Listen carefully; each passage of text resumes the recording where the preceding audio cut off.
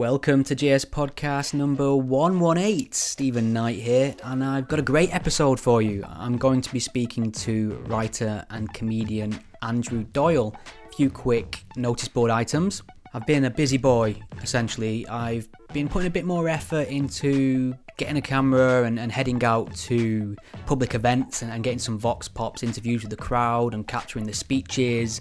And I've been uploading those to YouTube, and you can find them on my channel at youtube.com/gspellchecker. I think since I last recorded on the podcast, I've been to the March for Dankula in London.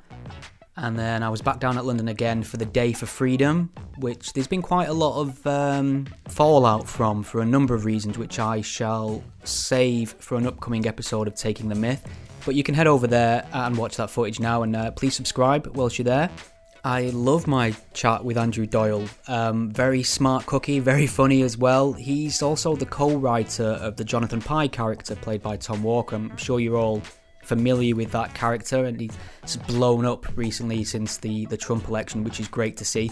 If you haven't seen that, make sure you just type Jonathan Pye into YouTube as well. See some of Andrew's stand-up as well. Andrew actually did a set for the warm-up of the Jonathan Pye show that I went to a few months ago, and it was fantastic. It was as good as anything I've seen in the last 10 years on stage, so make sure you check out his stuff. He's also a writer for Spiked. So we actually recorded this conversation before the Day for Freedom March in London, but we do talk about it. And since then, Andrew's put an excellent article together in Spiked titled "The Day for Freedom Was Not a Far-Right Rally," and I happen to agree with him wholeheartedly, having been there myself, witnessed what went down, what was said, got a basic temperature of the crowd. I think he's spot on, so I've also included a link to that article in the show notes. Like I said, I really enjoyed this conversation with Andrew, so make sure you follow him on Twitter. You can find him at andrewdoyle_com. Send him some love, send him some feedback, send him some kind words. Any questions you have for him, I'm sure he'll be happy to answer them. Also, check out Comedy Unleashed, a really interesting project that he's part of. It's a celebration of uncensored comedy that's London-based, and that they hold shows and invite new and upcoming talent. And basically, you know, you can say what you want without fear of the mob coming for your livelihood or worse. And I'm going to try and get down there myself and see what it's all about. So it's described as London's free-thinking comedy club, stand-up comedy with no self-censorship, which sounds right up my street. So take a look at that at comedyunleashed.co.uk. You can keep up to date on this podcast at gspellchecker.com. Enjoy! There's a word that some folks find real hard to spell. Ain't it horrible? Except after saying, who cares? You go burn in hell. But then along came a man, a spell took across the God of creed, and he set out upon a noble quest to help those that don't know what it means. And he said, it goes A-C-H-E-I-S-T, and don't you put that I before that E. A-C-H-E-I-S-T, tell me when no speak to W. And he keeps on out, he's got this say, a reason shoppers at night will make him run away. But if it's not that fight, well, he can go all day. Spell checker, he's got a spell check. Now you know how it goes, to sing along with me.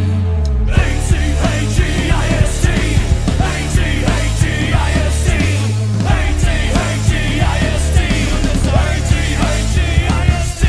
It's a great pleasure to welcome writer and comedian Andrew Doyle. Andrew, welcome. How are you doing? I'm fine, thank you. How are you? Yeah, excellent. I'm very much looking forward to jumping into all the big topics surrounding comedy and free speech with you. I'm always pleased to get a comedian on the podcast or somebody who works in them circles, because it's I'm a big fan of comedy in general. I mean, it's as far as human experiences go, laughing's right up there, isn't it? I would imagine. Yeah. But I also think it's when done in a particular way or done right, it can be quite important comedy, can't it? In sort of prodding at taboos and sacred cows and dogmas, it wields quite a bit of power in the argument. So maybe you could tell me a little bit about how you got into comedy and why you thought that was the right path for you and what you get out of it as an individual. I don't think it was thought through in any particular way. I think if I look back, it's probably some sort of psychological deficiency, because when I was a kid, I used to crave attention, as kids all do, But the way that I sought it and found it was through making people laugh. And one of my earliest memories is actually being on stage in a school assembly. I must have been 3 or 4, playing up and realizing that the audience were laughing at what I was doing. And I think that's one of my earliest memories. And ever since then, I think I've realized that that's a good way to get attention. But now that I can rationalize it as an adult, I think you're right. There's a certain I wouldn't want to, it's a bit too grandiose to say power, but there's something in satire, the capability of satire and comedy to affect some kind of change, or at least to change people's minds about things. So I think there's something in that that appeals to me. Yeah, I mean, would you single anyone out as an influence? Yes. I think in terms of writing, in terms of comedy writing, actually my biggest influence is definitely, without a doubt, Victoria Wood, who of course was pretty apolitical in her material, but in terms of the writing style and the rhythms and the sort of offbeat way of looking at the world, and brilliant attention to detail, coming up with the surprising detail just when you least expect it. I think as a writer, it's literary what she did, and I used to watch her stuff endlessly as a kid, just continually. I'd get up in the morning and I'd be late to school because I'd be watching videos of her work, to the extent that I'd memorized it all. So those patterns, those sort of comedic patterns, are sort of embedded into my mind. And actually, when I started stand-up, it became very clear to me that some of the patterns and rhythms that I was using were very similar to hers, and I had to sort of train myself out of it.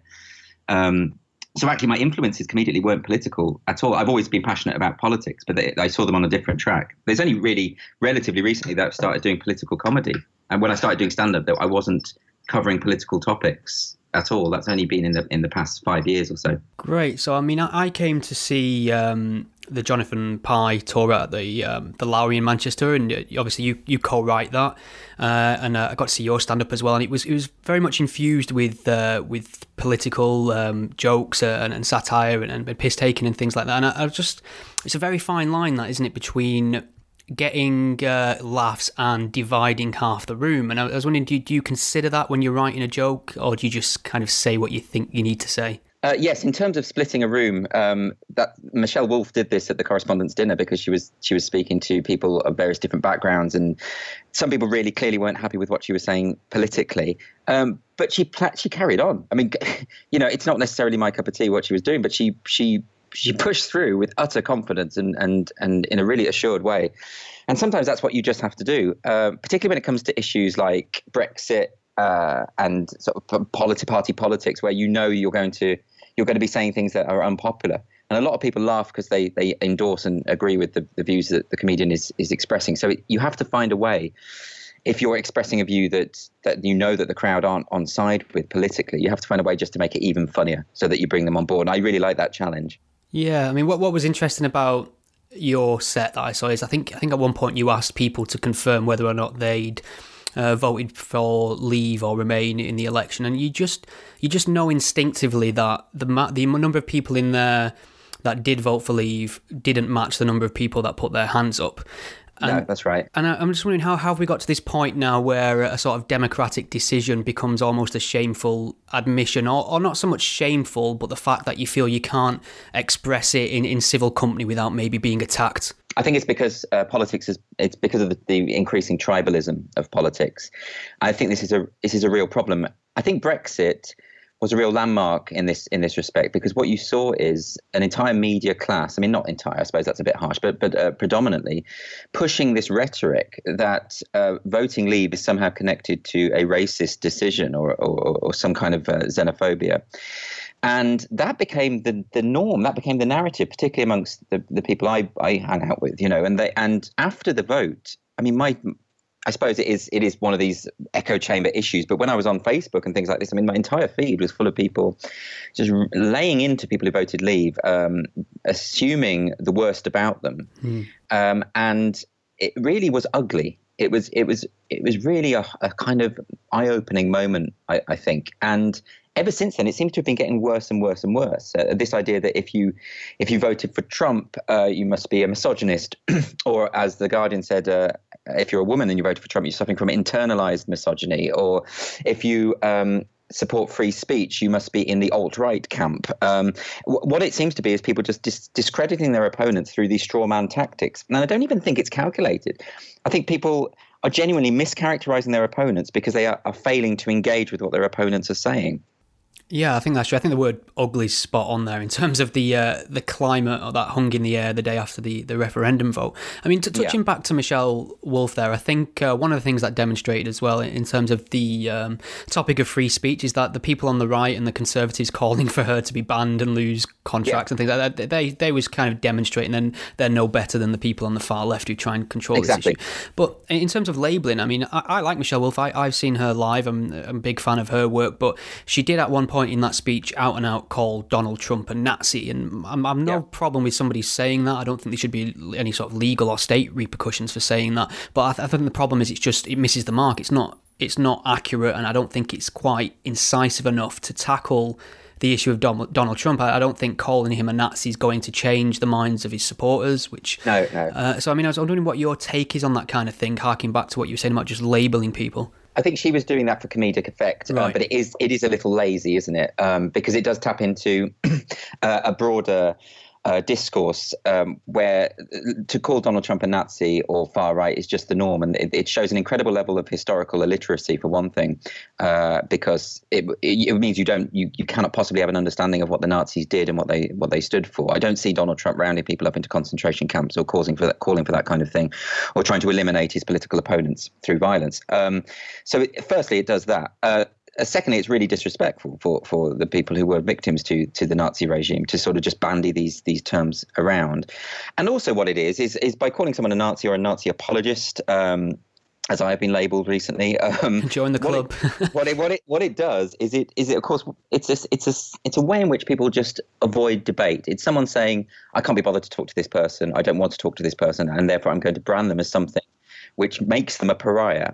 And that's therefore, in that sense, it is probably strategic, because it's so much easier to dismiss someone than to engage with the points that they are making. And it's really sad. And I have absolutely no respect for people who do it. Yeah, it does seem like a cheap way of avoiding the argument. What I've found really interesting about the work you've been doing with the character of Jonathan Pye, which you co-write, is that you've been touching on unsafe topic, should I say. I think you've took a swing at the far left, feminism, or certainly sort of what's come to be known as sort of mainstream feminism, so would say radical feminism or third wave feminism. And those are the kind of things I feel that prominent satirists have kind of shied away from over the years. I've become a little bit disheartened by prominent satire because it felt almost too far left or too liberal to a fault. And I was just wondering how you go about choosing your topics, and are you aware before you go into this of the kind of blowback you're going to get? I mean, for me, satire, there has to be some risk to it. I think you have to be pushing at the status quo, and the problem is that a lot of the stuff that passes for satirical work at the moment on TV and the likes is actually establishment. It follows the establishment line, so therefore there's no risk there. And I can understand why it happens. Obviously, in terms of comedians want to get jobs, don't they? They want to be booked, and if you're actually threatening the establishment, then that is a problem. In terms of what you were saying about the topics that we've covered, I think it goes back to this tribalistic idea. I mean, you could sit down with someone and they would tell you their opinion, say on feminism, or say anything, abortion, anything like this, and you could pretty much work out what their entire political views are, couldn't you? 9 times out of 10, you'd be right. You'd say, well, I think you think this about this and this, because people are so entrenched in their camps now. So I think left and right has become meaningless. I think it's more interesting as free thinkers if we're able to say, oh, well, I agree with this side on this issue, and I agree with this side on another issue. And that's where I think Pye sits. I think he's able to. I mean, he's broadly on the left, but he's able to see elements of other arguments and see the point of them. I think that's. And I think that's very important that we're able to do that. I think in terms of the feminist issue, it's a complicated one, isn't it? Because we got more abuse for that actually than anything else we've done. Wow. And this was a video in which, I don't know how much people know, but this was a video in which Pye is interviewing a feminist who has released a book, and he expects her to run the narrative of. He says to her, why is it that women are paid less than men for the same work in this country? And she says they're not. And then it just throws him. It completely catches him off guard. And of course, the satire there is about the media perpetuating a certain narrative and then not knowing how to respond when then that narrative is destabilized. And that's what the satire of that piece is. But people got so angry about it for even questioning this narrative, even though every argument that was presented in that piece was objectively true. And no one was able to come up with any arguments or data that dismissed it. In fact, the piece called for a debate. People kept saying, well, what about structures of power and discrimination in the workplace, and why do women end up in these jobs more than men or less than men? And the character in the video actually called for that debate. So let's have that debate, but let's not peddle these myths, these statistical myths about a pay gap. And that's all we were saying. And no one's been able to disprove me on that and disprove what we'd written. So yeah, it's very interesting area, this, because I've had quite a journey in this topic of feminism, to be honest. When I first started recording and blogging and things like that, I kind of just assumed feminism was just synonymous with equality for women. Everyone wanted to be treated the same. And then you realise that that's essentially true in some areas, but there is a lot of dogmas and a lot of sort of faith-based thinking almost. It almost seems like there's a lot of new religions appearing in political discourse and our popular culture now that have a lot of dogmas and taboos attached to them, wouldn't you say? It's a problem because I think feminism has been hijacked by what I'd say I'd call them fourth wave feminists. I know there's a debate about when third or fourth wave. I think this is something new. And I think this is a victim-centered feminism, which is very different from what I perceive to be feminism, which is about equality of, obviously economic, political, social equality, and this new kind of feminism. And of course, I think feminism is about empowerment. It's about female empowerment. And the feminism that we see now, or at least the predominant voice that you hear, is about disempowerment, is about women need special protections, women are weaker. We actually raised this point in the gender pay gap video we wrote, where the feminist makes the point about the BBC promoting an app for your iPhone or phone that enables or helps women to speak up in meetings. Now, that's no kind of feminism to me. And certainly some of the feminists and women I know were really angered by this. That's seen as progressive somehow. So I think it's a real problem, and it makes me not want to call myself a feminist. I used to use the word all the time, but now I would be concerned if I identify as a feminist that people think that I'm one of these people, that I believe in victimhood, that I believe women are inherently weaker. I think fourth wave feminism is underpinned by a misogynistic premise. And by that, I don't mean, I'm not labeling these people misogynists. I don't think they hate women, but I think the premise is misogynistic. The idea that women are essentially inherently weaker. And I that troubles me. Yeah, I mean, that's really interesting because I struggle to self-identify. And I mean, you've made a great point really about how much stink's got on that word in general, to the point where I think all the women in my life are incredibly strong characters, intelligent. I don't know if that's by accident or by design, but they would be like what you would consider the archetypal feminist in that sense. But you mention that word to them, and you see how quick their face scrunches up and the way they can't bear the thought of being labelled a feminist. So that's a problem there, when most of the female population, in fact, would rather jettison that term. Exactly. It's a problem that the majority of people don't identify as feminist. I think it's a very low statistic. I think it was 7% the last count. And yet virtually everyone agrees with the equality of the sexes, don't they? I mean, I think you'd be hard pushed to find. I know there are some who don't, but they're a massive minority. You'd be hard pushed to find one. Yeah. Very easily. So we all agree that we're equal. Everyone agrees with this, or the vast majority of people. Those that don't are shunned, aren't they? We don't entertain them. But why then do we not or say, well, we're all feminists? Why do we not do that? It can only be because the term has now been stigmatized by the loudest voices in the debate and the ones that seek to hijack the term for their own political gain. Yeah, that's really interesting. It's definitely got, I would imagine, a huge PR problem. But I mean, I suppose that segues nicely into the left, or the far left, in terms of the loudest voices, because they seem to have the loudest voice when it comes to the discussion in the mainstream media, perhaps, or popular culture. However, it doesn't seem to go their way at the polls, or it hasn't done over the last few years, especially. Yeah. And I'm wondering what's happening there with the far left, where it seems to be to my eye slowly be morphing into all the things that the left used to stand against. So it's this kind of authoritarian viewpoint, this censorious attitude towards certain speakers and certain phrases and even literature now. I've seen certain leftist organisations calling for book bans and things like that. So I'm wondering what's the change, what's happened here? It's very difficult to identify what happened. I think if we're looking back historically, I think it started with the political correctness movement. So I think, which is not what's happening now, by the way. I think political correctness was about let's mutually identify how we want to treat each other. It was really politeness, wasn't it? It was, you don't want to be in the workplace and someone is calling you a fag or something like that. You don't want those sorts of situations. So we have this sort of mutually agreed idea of how it's best to behave in the workplace, in schools, etc. Right? I'm completely on board with this idea, this social contract. By the way, I'm not suggesting we criminalise people who step out of line. Certainly, you get fired, though, wouldn't you? Yeah. I think when you have a job, you enter into a contract to behave in a certain way. House rules, I suppose. It's not a free speech issue. But this has morphed now into this I suppose, potentially well-intentioned idea that minority groups, vulnerable groups, need to be protected, which I think we can all agree with to an extent. That obviously you don't want people discriminated against in the workplace or anywhere else. But I think it's morphed into something more censorious now. This idea that this kind of patronizing, this paternalistic idea of minority groups, that they need to be looked after.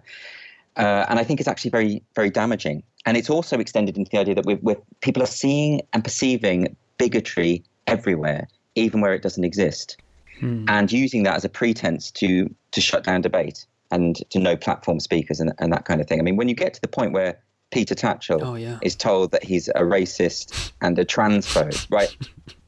When was he more racist? When he was, combating apartheid? What are you talking about? You literally can know nothing about him or anything that he's done if you perceive him to be racist. But I think we have reached a point where those concepts are just expanding so much that it can be used to shut down absolutely any ideological opponent.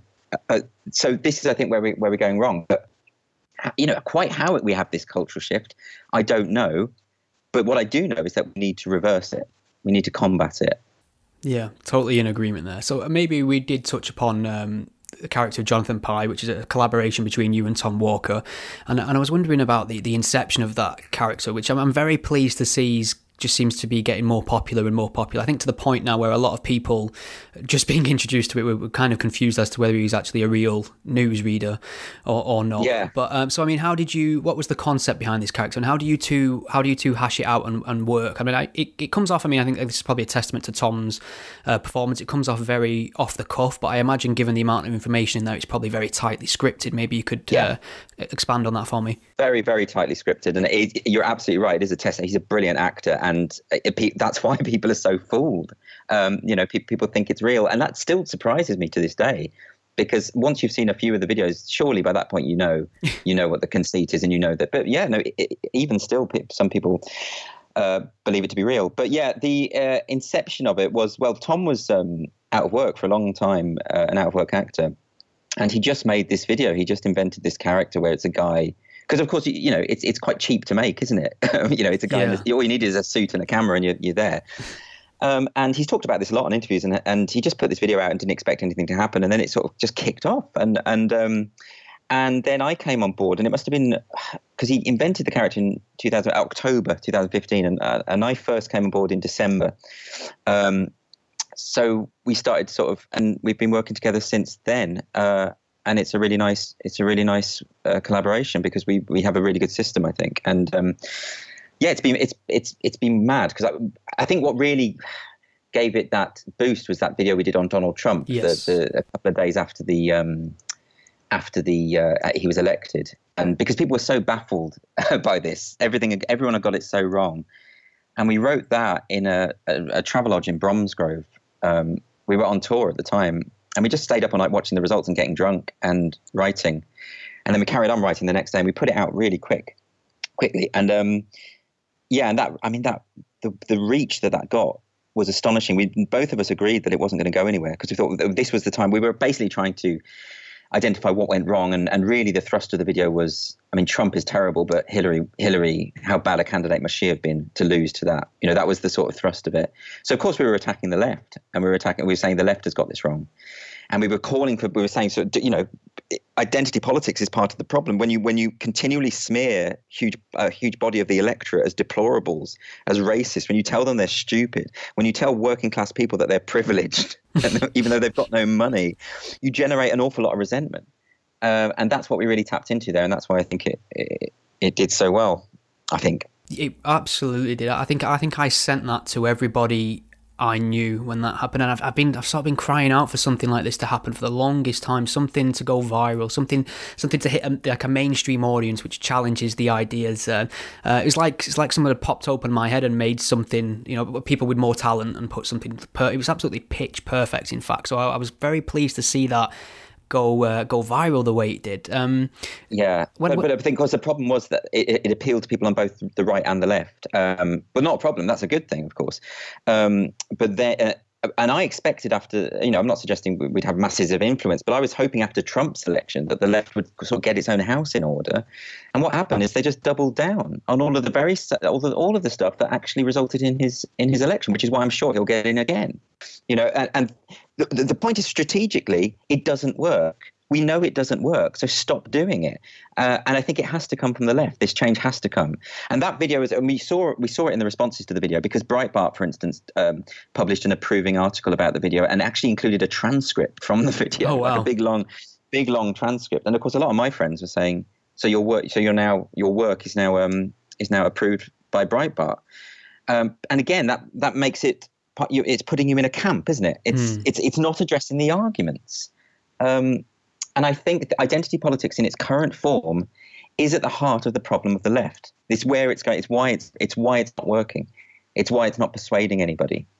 And that's what needs to change. Maybe we could talk a little bit about that kind of sort of guilt by association, genetic fallacy aspect of it, which you touched on with Breitbart. I mean, they're known for being like the mouthpiece of the alt-right. I mean, the nicest thing you could say about them is it's a conservative platform, perhaps. But I mean, surely they're bound to get the occasional thing right. Would it be a crime to look at them and separate out the stuff that's of worth from the bullshit or the propaganda? I mean, I every time I share a Daily Mail link, which is very, very, very infrequently, because if I find a story in the Daily Mail, I instinctively try and find an alternative source. Not because I do exactly the same, and it's because I can't be bothered with the hundreds of tweets calling me a wanker for sharing the Daily Mail. So I mean, how do we navigate this? Do we have to just draw a line and say, you know what, I don't care, I'm going to be true to myself and the rest is kind of irrelevant? Or do we need to navigate and be careful about which camps we're appealing to? I think you have to be honest, ultimately. I mean, you don't have to, it's your choice. But, you know, I think either you go through life saying what you actually think, or you just keep quiet when it is strategic to do so. I think, I'm with you. I whenever I see a Daily Mail article and it's pointing out, I always find an alternative source for it. For one thing, because I want to check the validity of it. But I do that with all papers now because I don't trust any of them. Sure. The point is that an ideological opponent can be right about certain things. If you look at Herbert Spencer's book, First Principles, it opens with this idea that something your enemy says probably has a kernel of truth. And that's where you start. And that you shouldn't assume that you have nothing to learn from your opponents. You know, so and also principles are bigger than people. If Breitbart happened to publish an article and they are right in principle, then they're right, irrespective of who they are. The argument doesn't change because of who expresses it. So it's very important that we're able to do that. I mean, if Katie Hopkins makes a point that is valid, we should be able to say, yep, she's right about that, without having people assume that you therefore agree with everything else that she agrees with. It's this kind of wholesale approach, isn't it? It's us versus them. It's either you're with us or you're against us, this idea, which I find chilling. We should be able to say this person's right on certain issues and not on others.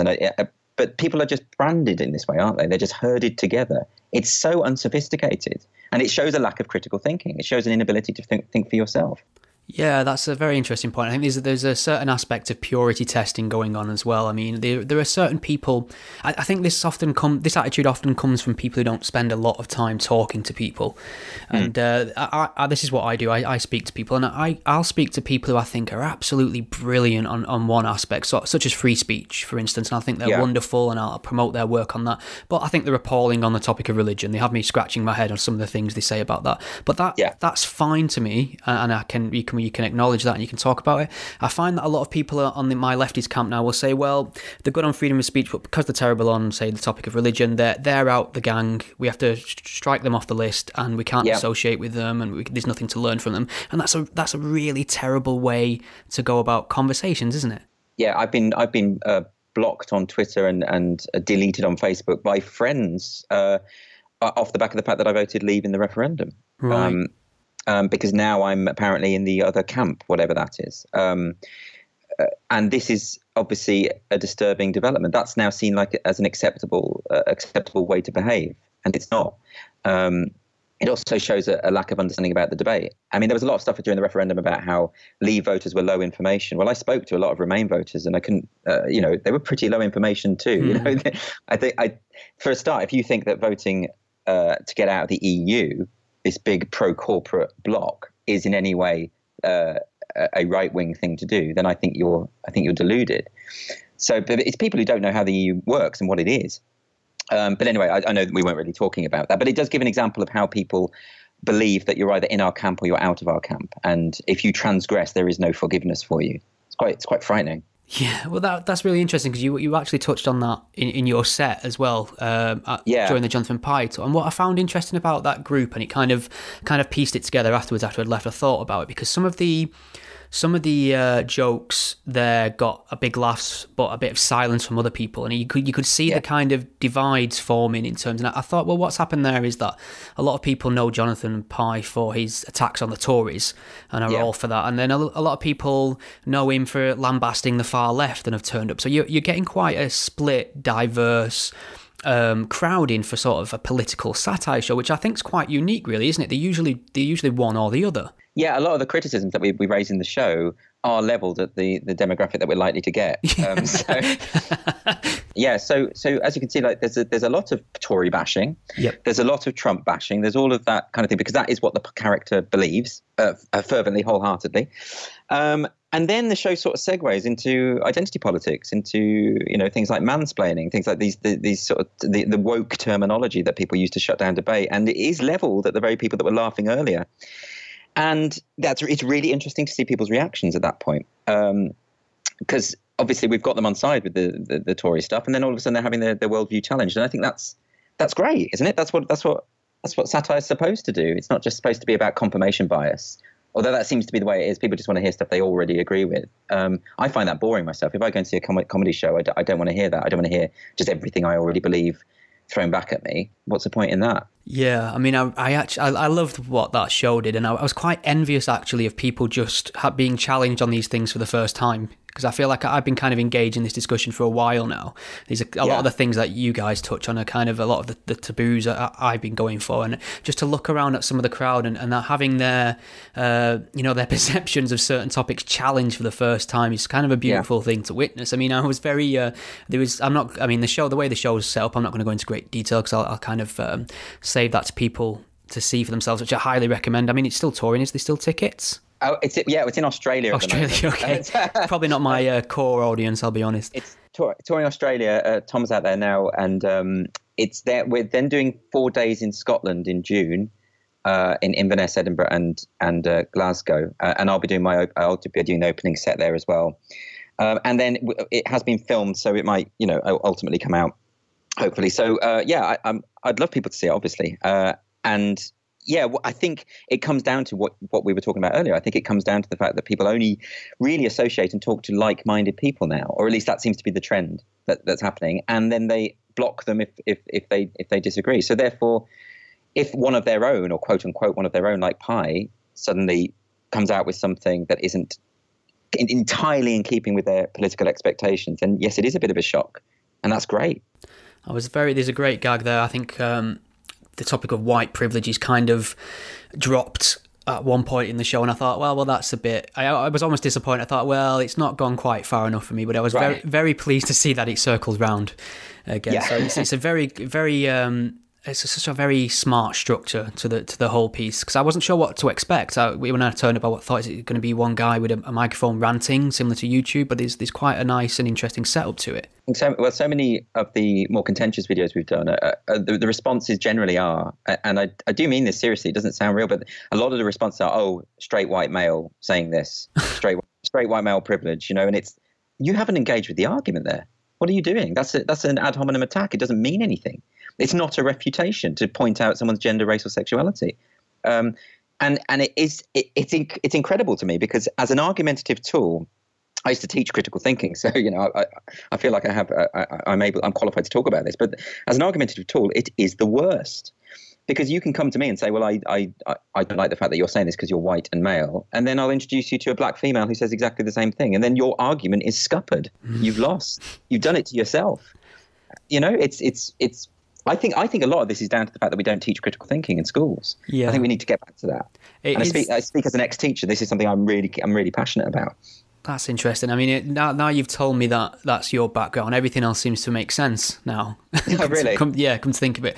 Yeah, I mean, that whole white privilege thing, I mean, it is just a kind of verbose way of saying shut your mouth, I think. Because you just demonstrate that point perfectly. Because I speak to a lot of... So when I'm critical of some of the more conservative aspects of Islam, I'm told that, I should keep my mouth shut. I don't know what I'm talking about. I'm racist, etc. Yeah. Then when an ex-Muslim who's of maybe Pakistani descent has the same opinions, they get even worse treatment than I do. Well, this is why people hate Majid Nawaz so much, because of course because he is a Muslim, and also knows exactly what he's talking about. He knows the ideology. He has a background of radicalism, so he understands exactly where they're coming from. So it's and therefore he's considered betraying the cause, isn't he? And he's articulate and all the rest of it. Yeah. But yeah, absolutely. I mean, the assumption that someone is racist because they disagree with you. I mean, we can have a debate about Islam and ideology, but I would never just assume you're doing this out of racism, because what you're doing there is intuiting motive. You're speculating about what's going on in someone's head, and that doesn't win an argument. That doesn't win a debate. And I always used to say, actually, to the pupils I taught for critical thinking is even if that motive is there, right? Even you still have to defeat the argument. So it's always best just to stop trying to speculate about why someone's saying what they're saying and just address what they're saying. Because if you defeat the argument either way, it doesn't matter. You've won. Well, one of the big staples of Tom Walker's character, Jonathan Pye, is that he's a staunch advocate of freedom of expression. Free speech seems to, there's a line of free speech that runs through most of the content you put out, I would say. Absolutely. Yes. It's the one consistent thing. I think it's very consistent. Not the one consistent thing. There's lots of consistent. But I think both Tom and I feel very, very passionately about this issue. So it does keep coming back again and again. Yeah. I mean, it's something I'm hugely a staunch support and promoter of. I think it's because everything else seems to flow from that one principle. I think that's your starting point for anything. You can't have any freedoms without it. Everything else is redundant. Exactly. So we have to fight, and it's a non-partisan issue. And people have always known this. Anyone who's agitated for civil rights in the past, if you know about the history of civil rights, they've always known that freedom of speech is the bedrock.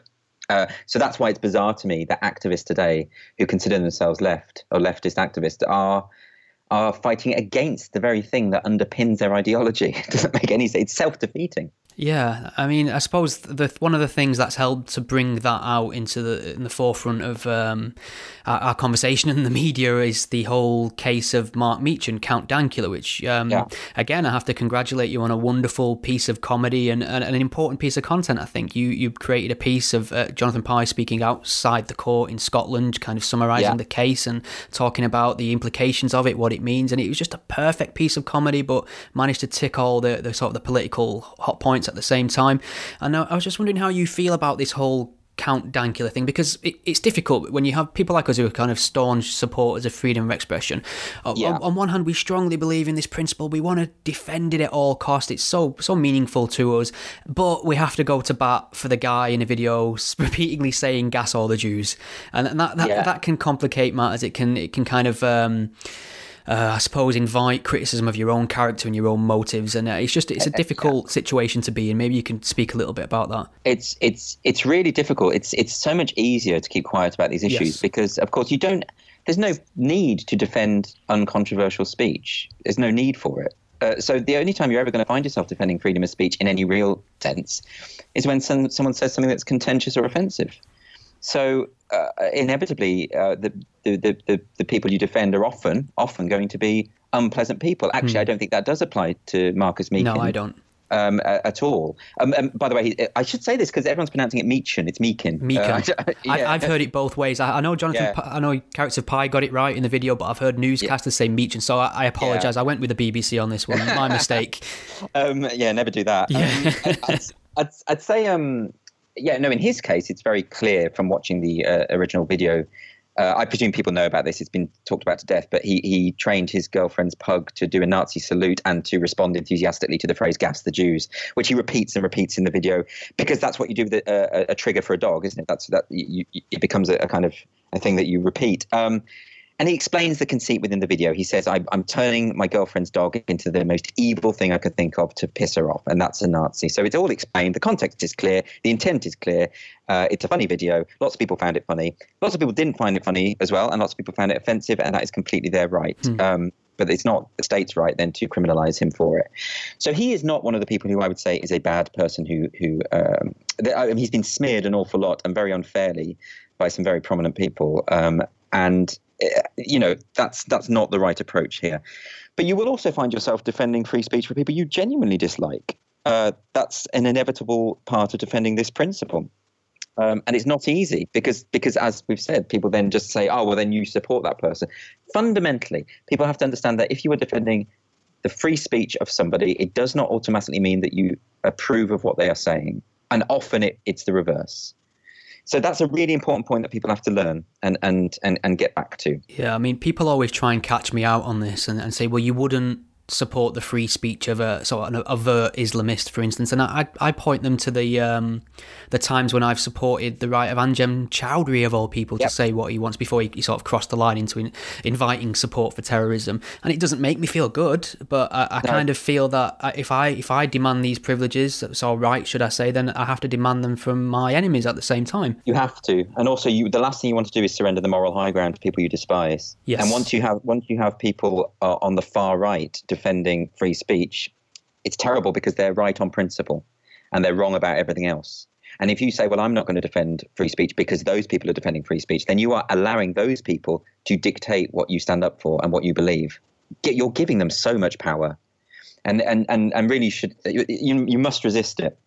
I think in terms of the Pi video we did, I don't know how much people know, but we happened to be in Scotland when that conviction happened. We were on tour, and we were meant to be performing in Glasgow, and the theatre burnt down, so that prevented that. The buildings around it did, so it's very fire damaged. So the show was cancelled. And the conviction had just happened, and we were both keen to write something about it. So we just did it that day, and we were near the court where, of course, he was sentenced, the Edry Sheriff Court. So we were able to hop in a taxi, and we filmed it right outside the court. And the joke is, of course, that Pi is shouting at the court. It was a fucking joke, getting really, really angry. And then saying, well, if context is irrelevant, I may as well. And he starts doing a Nazi salute and starts doing a goose stepping and all of this sort of stuff. So it's ludicrous. What I like about the video is I think it's really funny. Yeah. Like even if you don't agree. And I think his performance is brilliant. Actually, just watching him do it makes me laugh, even though I shouldn't. I know I've got a bias, but it is funny. But after that video, then, like you say, the criticism was, why are we defending someone's right to incite hatred against Jewish people, which is something, of course, we would never do. We're not, we don't approve of anti-Semitism, quite clearly. It's mental that people such as yourself should have to say that out loud, really. I know. I mean, it's a joke. I didn't even think we'd have to have a debate about the dog video. I mean, when I first wrote about this over a year ago now, about this case, because it's been going on for 2 years. And I had no idea he'd be found guilty. I thought that was an absurd idea. Yeah. I thought, I'm writing about this because I'm disturbed that this even got to court in the first place. That to me is creeping authoritarianism. It's something that needs to be stopped. So I wrote about this with no conception that this, and I thought if ever it did get to the case where he was found guilty, everyone would be up in arms. This is a no-brainer. apparently I'm wrong. Apparently I'm the minority voice on this, which I feel like the whole world is sort of shifting underfoot. Something is happening. Something body snatch bizarre scenario is going on. And I know a lot of it is, like you said, people who are too frightened for their careers or, for getting flack on Twitter to speak out. A lot of people have privately said to me, and a lot of prominent comedians as well have privately said to me, you're in the right here, but I don't want to stick my neck out. And I get that because people are so harsh. So I do understand it and I sympathize with it. But this principle is huge. And so I'm in a position where I feel I couldn't, in all conscience, not say anything. I know that sounds really grand, but I honestly couldn't. I couldn't keep quiet about it. When the conviction happened, I lost sleep over it. I remember I was so horrified by this. So I feel like I have to, for my own peace of mind, for my own sanity, I have to say something. And if that means getting idiots sort of branding me a Nazi apologist, then so be it. Well, let's touch on that because, I mean, you got a lot of criticism for the video. A lot of people disagreeing, shall we say, to put it charitably at first, but you also got a lot of personal attacks leveled at you. And I'm not always keen to name names, but given he was such a sort of insufferable shit, I wouldn't mind pointing out that Graham Linehan's been not on his best form in regard to this topic, especially the way he's sort of come for you and Tom specifically. And I was just wondering, do you have any sort of feelings about that? Someone quite prominent who's got a good track record of comedy that has crossed boundaries and poked people in their lowest sensibilities and things like that. I mean, how does it feel when something like that happens to you? It's really disappointing because I really love Father Ted. Yeah. So I admire his work and I think we had a lot of people supporting us as well by the same token. Yeah. So it was coming from both sides, and what was I suppose irritating about that is that his point of view is incoherent on this. He's actually the tweets that he sent. He's not willing to debate. Recently he sent a tweet just explicitly saying that Marcus Meekin is a white supremacist. What a horrible thing to say about someone with no evidence whatsoever. I mean, the police investigated his case for 2 years, desperate to find any kind of evidence of neo-fascism or anti-Semitism, found nothing, precisely nothing.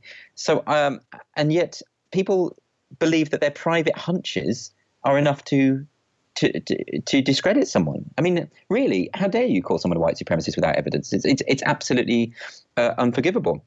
But yeah, I mean, I think his problem with Pi seems to stem from the fact that I write for Spiked. I mean, he said this explicitly, which means he doesn't understand what Spiked is. He clearly doesn't read it, and if he has read it, he hasn't understood it. I mean, that's interesting because I share Spiked. I've interviewed a lot of contributors, a couple that I agree with. I actually brought one on the podcast because I didn't agree with something he said, and I don't understand this idea of we have to put Spiked in a box, and they have to be sort of persona non grata because I don't agree with certain things. And I suppose it goes back to what we mentioned before. But I mean, it was nice to see people like Ricky Gervais and David Baddiel support this and obviously share your work at the same time. Yeah, absolutely. So there's that's a good thing, obviously, but it is just very disappointing. And also, it's a small industry in a way. You don't want to annoy people. You don't want to pick fights within the industry. And I never have. And I didn't pick a fight. This is something that came my way. So yeah, you don't want to do that. But what are you going to do? I mean, if you can't rationalize with someone, if you can't reason with them, if they think, well, you've written for Spike, therefore you're alt-right, there's only so many times I can explain what Spiked is and where it stands. There's only so many times I can say that.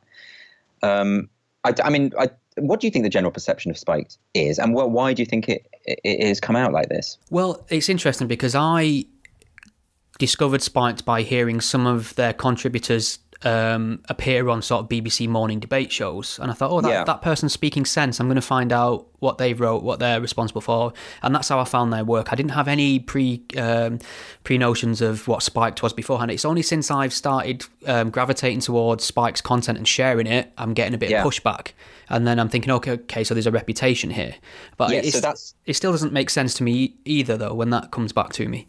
I'm interested in what you just said about a reputation. I mean, because I'm genuinely intrigued as to why there is this stigma attached to Spiked. I saw a debate on my timeline recently on Twitter where someone was laying into me for an article I wrote about how I think that Labour needs to drop identity politics if it's going to get anywhere. And I do think this. I think this is important. And the guy was, he quoted that he posted the link to the article and was saying, this is typical alt-right nonsense, rah, rah, rah. And then somebody said, okay, well, which point of the article do you disagree with? Can you be explicit? And he said, I'm not going to read the article. It's in Spiked. I kid you not. And this is what we're dealing with here. People who they're not informed. They don't read it. They don't know what it is.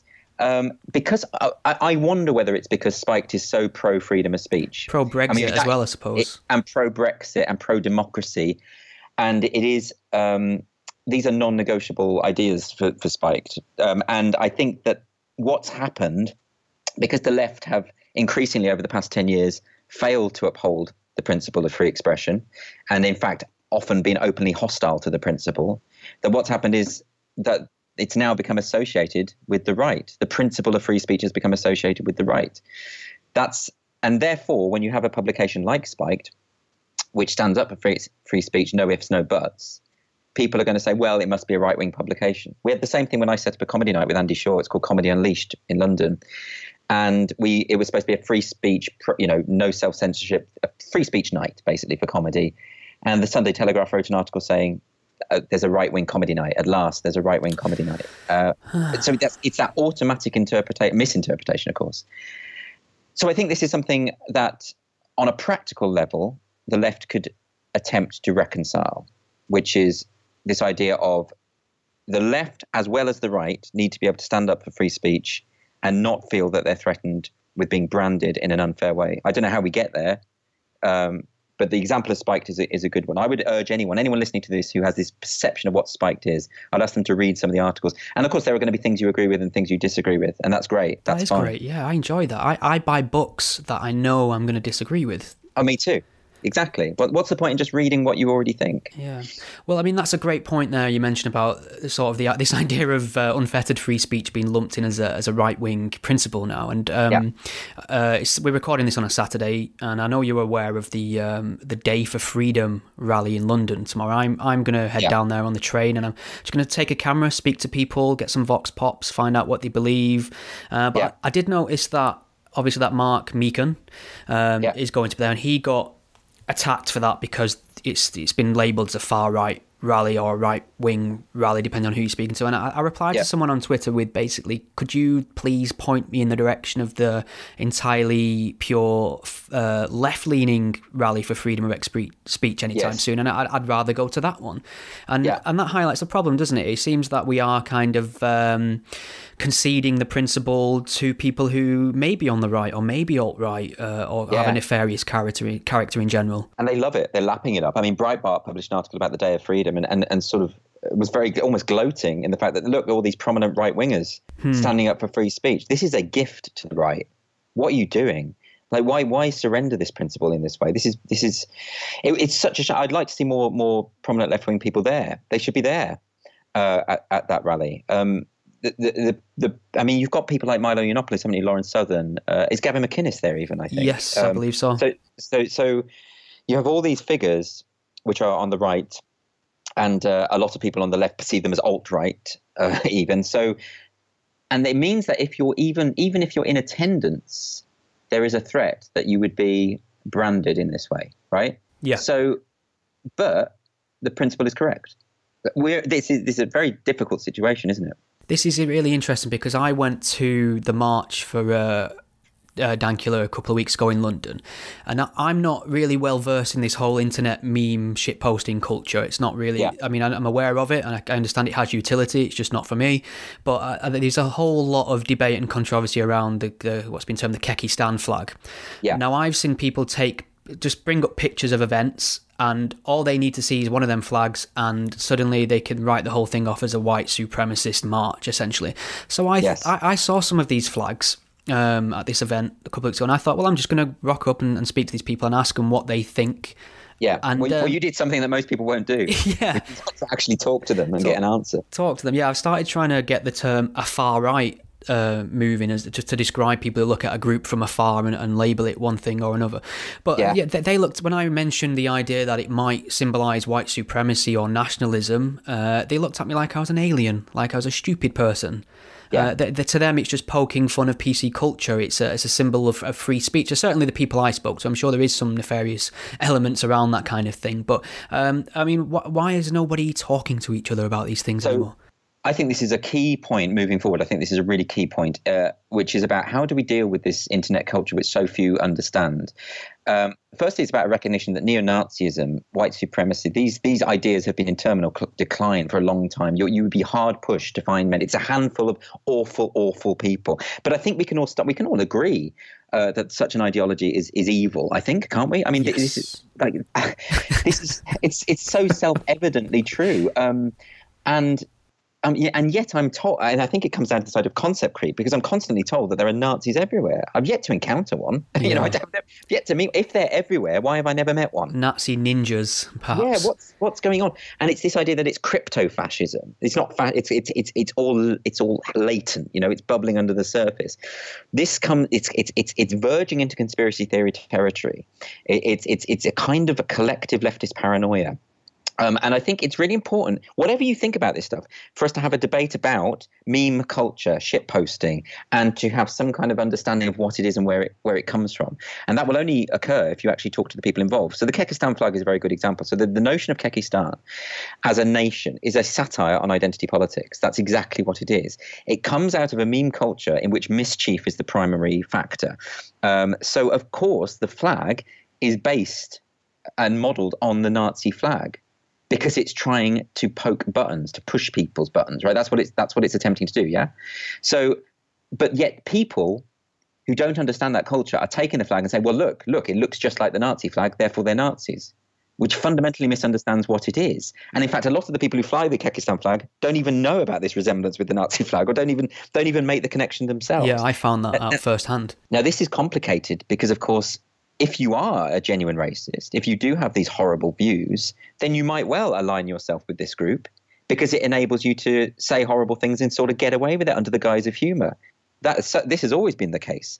But the problem so there is this kind of slippery, I mean, David Baddiel pointed this out in a very good article he wrote for the Times, I think it was the Times Literary Supplement or Education Supplement. Anyway, it's on his timeline, but about the pug issue and about how, that you do have some racists who will use humor. They will, of course, but it'll be a minority. It'll be a racist. What isn't happening, which is an article in The Independent came out talking about how there was a leaked document from the Daily Stormer, a kind of guidebook to how to promote neo-Nazism, and they were saying that humor is a possible way to promote it. What that doesn't mean is that everyone who flies the Kekistan flag, all of these memesters, have got a copy of the Daily Stormer handbook under their beds, and that they're secretly following these guidelines. That isn't what's happening. The argument comes down to, well, some nasty people make bad jokes, therefore anyone who makes bad jokes is a nasty person. And it's not a coherent idea. I suppose a part that plays into this as well now is with the news cycle having to be 24 hours and we need content and we need contributors. They've started, I find, almost too much going to social media to test the temperature there. And I'm not sure how much that would matter, social media, in terms of the discourse, were it not used, as far as I can see sometimes now, to make headlines. A handful of people are pissed off on social media or outrage on social media, and it's usually a handful of people. And I kind of think, well, it's not really, does it matter? Is it really bringing anything to the discussion? Are we putting too much stock in what people are saying online? Well, they're certainly over amplified, aren't they? And you'll get, there's often situations where something causes outrage and you get a few tweets, and it isn't really many people, but it's a few people. And it gives the illusion that this is a big widespread outcry. And then what happens is a news outlet like the BBC will report on it as though it is a major news story. And then it becomes a news story. Yeah. So we saw that with the when Netflix started screening old episodes of Friends, and a few younger people who hadn't seen Friends before said, oh, this is homophobic, this is sexist. And there were a few tweets going back and forth. And then the BBC did an article about how young people are all offended by Friends. And in order to substantiate that, they simply quoted a few of these tweets. Well, that's not really, you can't write off a whole generation as being hypersensitive when it comes to older sitcoms. It's just a few people. And yet it becomes amplified in this in this way, and it's not real. It's not the real world. Whenever I'm on Twitter, and particularly when I'm getting sort of attacked on Twitter, I have to remember that it's just a few people. It's not real life. It's not real life. After the pug video and all the abuse I was getting after that, I phoned my friend of mine, and she said, just turn off your phone, go out for a walk. That's great advice. It was really good advice. Yeah, I used to, because you can get quite combative online, and I think I've probably been guilty of it as well. But so when you turn up to events, you kind of think that kind of thing's going to spill over, and what you tend to find is that most human beings are nice, decent, civil people. But I mean, touching back, that's a great thing. I should have brought this up earlier while we still had time. But in terms of friends and representation and the ways a handful of millennials are annoyed at this kind of thing. I mean, you're a gay man yourself, and that's one of the identities, quote unquote, that I'll often be brought up in terms of representation, about how there's not enough LGBT characters, or if they are, they're not represented in a positive light. And I was wondering, do you think there's a responsibility on the entertainment industry, certainly in comedies like Friends, to give a positive portrayal of certain minority groups, or is it a case of just give us funny characters? Well, it's just make us laugh, isn't it? Yes. I would have thought that's your bottom line. I mean, it depends what you're trying to do. In terms of the arts for me aren't about representation or being morally sound. An artist doesn't have a responsibility to present the current ethical trend. That's not what an art. There's a misunderstanding what art is. So for me, it doesn't really make sense that you're looking to artists to convey the right, quote unquote, right message. I mean, for one thing, who gets to decide what that message is? For another thing, morality shifts. It's not a fixed idea. It depends on which culture. I mean, as the Friends thing shows, what was acceptable yesterday isn't acceptable today. So that's not what art is for. And I think that is a real problem. I'm doing a debate about this very topic at the Battle of Ideas this year. Oh, wow. Which at the Barbican in October. And I'll have a panel there, and we're going to really, really try and explore these issues, because you see it all the time. I mean, when the film Dunkirk came out, Christopher Nolan's really brilliant film, and what you found is a lot of media outlets, a lot of reviews were saying, well, why aren't there people of colour more represented in this? Yeah. Why aren't there more women in this? Well, it's probably because historically, most of the people involved in that conflict at that time, at that point, were young white men. I mean, that's a matter of historical fact. I'm not saying there were no people of colour there. I'm not saying that. But I'm just saying that is the historical truth. And if all you can think of to say about that film is, well, it's not representative enough of certain minority groups, then you're not engaging with it as a work of art. That's no kind of engagement at all. To me, it's a useless comment. That's a great point. I think, I mean, if you're expecting art to be everything to all people at all times, it pretty much ends up being nothing in the end, and doesn't really teach us anything, I would say. I don't need Star Wars to have a couple of gay characters in it to be okay with being gay. I saw an article petitioning J.J. Abrams to include a Muslim character, and I still, that was my response, and I still couldn't quite make my mind up. I couldn't make my mind up whether it was satire or not. We were deep into I'll find this article and send it your way afterwards. And I was kind of trying to explain to people that in a galaxy long ago, far away, before Muhammad, and in a different galaxy, Muslims were pretty scarce, to be fair.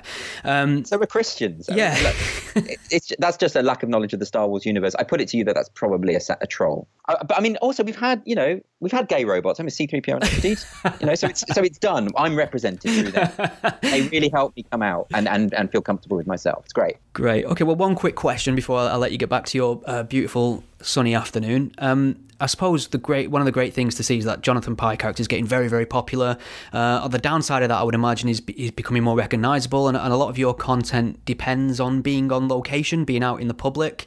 Do you guys try and mitigate that by filming at ungodly hours, or is this something you feel like you're going to have to struggle with going forward? Oh, well, I mean, I'm not always there when they're filmed, and sometimes I am, and they're normally the ones that film really badly because I'm not very good at it. Right. It can be really tricky because sometimes you're filming in a place where there are people constantly walking by and people interrupt. Like quarter of an hour monologues at times as well, so it's like take 5. Well, also sometimes because it's in one take. That's the other problem. Yeah. I mean, if we were doing this very fashionable jump cut thing that people do, that would be one thing, but that's not. I mean, I know Tom certainly doesn't want to do that because it wouldn't be realistic, would it? It wouldn't be true. Some of them. I remember one we did about.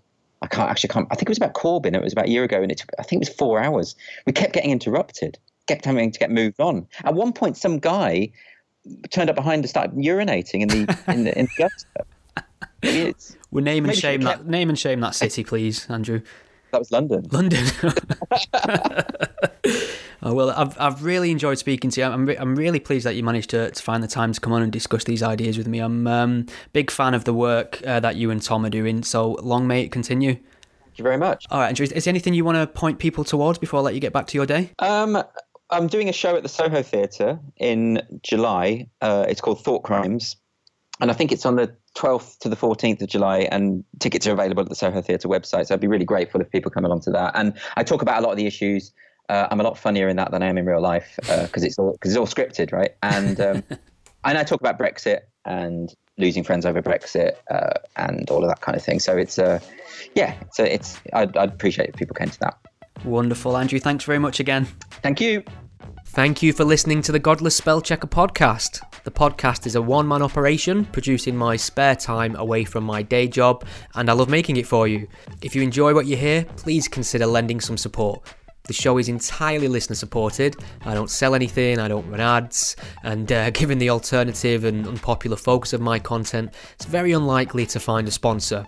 So there are a number of ways you can support and chip in and help improve the show and give me more time to produce more content. You can become a patron supporter and pledge a monetary amount per month or per episode by visiting patreon.com/gspellchecker. If you can't lend monetary support right now, don't worry, there's other ways you can help the podcast too. You can share it on your various social media networks, or take a moment to leave a review wherever you listen to it. Your support is massively appreciated. Thank you. Think we've all learned something here today?